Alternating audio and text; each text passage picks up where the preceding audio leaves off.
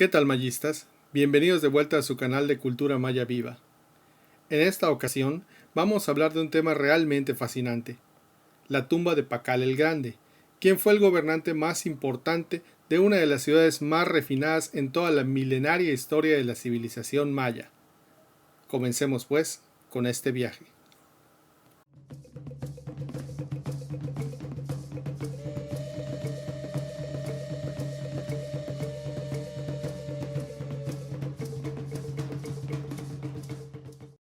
Palenque, o como bautizaron los mayas a esta ciudad, la Camjá, lugar de las grandes aguas.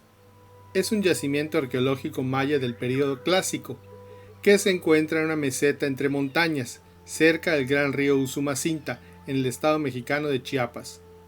Este sitio destaca por la gran calidad de su arte escultórico y por la gran belleza de su arquitectura monumental, lo que aunado a la exuberante selva tropical circundante, hace que este parque nacional sea una de las experiencias más impresionantes de México.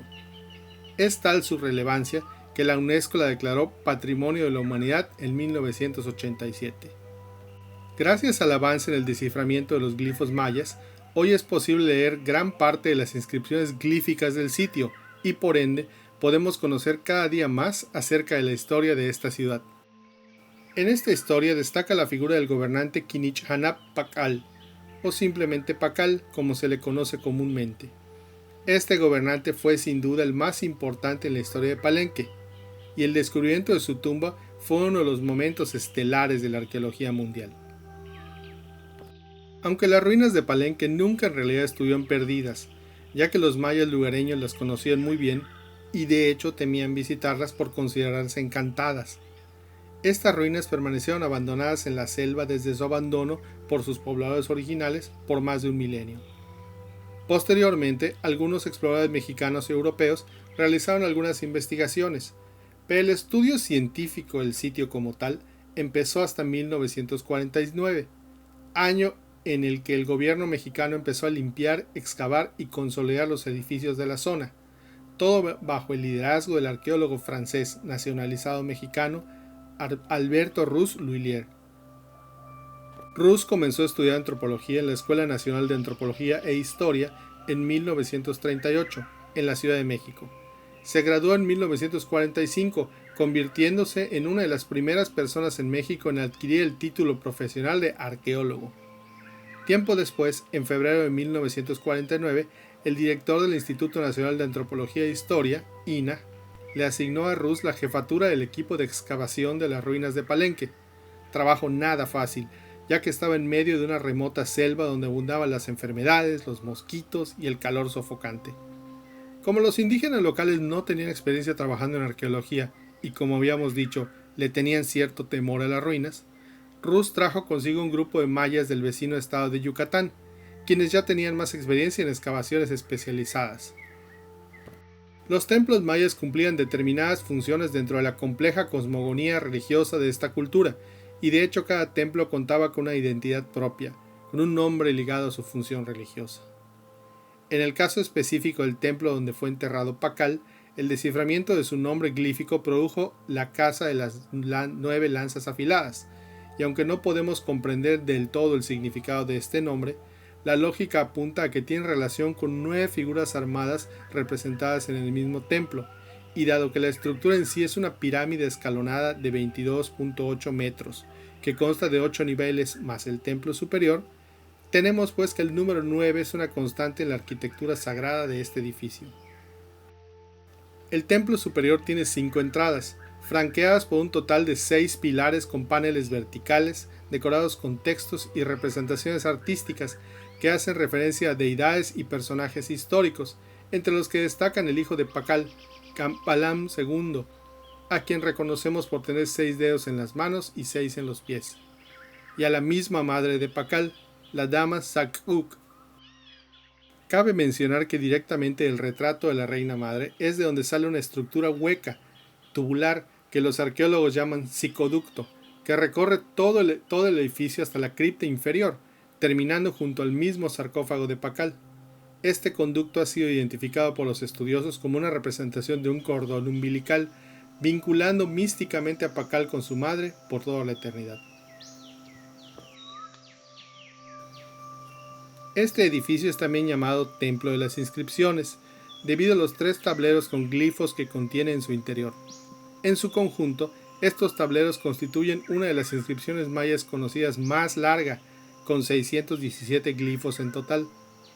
Estos textos hablan del gobierno de Pakal, sus victorias militares, sus ritos calendáricos religiosos e incluso instrucciones para llevar a cabo los rituales pertinentes en el futuro. Es de notarse que Pakal murió el 28 de agosto de 683 y que fue su hijo Kanbalam II el encargado de terminar el edificio, sellar la tumba y efectuar los rituales funerarios correspondientes, labor que fue completada 5 años después de la muerte de Pakal. Fue hasta finales de los 50 cuando al excavar e investigar el templo de las inscripciones, Alberto Ruz notó que a diferencia de otros templos, el piso de este estaba hecho de losas de piedra, y una de estas losas tenía 12 perforaciones simétricas.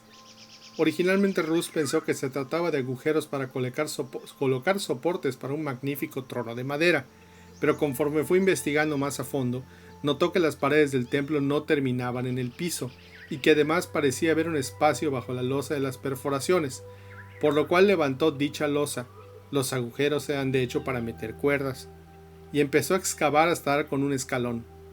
Al parecer los constructores originales habían tapado intencionalmente ese túnel con escombro, y Alberto Ruz se propuso llegar al final de este misterio, pero primero había un par de problemas que tenía que resolver. El primero era el dinero.